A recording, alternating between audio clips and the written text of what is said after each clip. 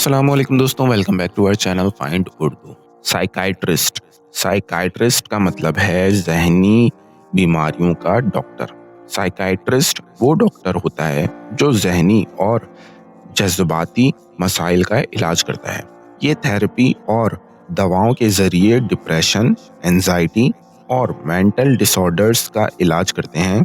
हर psychiatrist medical degree रखता है और वो पेशेंट्स की जहनी सेहत बेहतर बनाने में मदद करता है। He consulted a psychiatrist to manage his stress. उसने अपना टेंशन दूर करने के लिए जहनी डॉक्टर से मशवरा लिया। तो दोस्तों, साइकाइट्रिस्ट वो डॉक्टर होता है जो जहनी और जज्बाती मसाइल का इलाज करता है। उम्मीद है आपको साइकाइट्रिस्ट का मतलब समझ में आ गया होगा। मिलते हैं नेक्स्ट वीडियो में। शुक्रिया।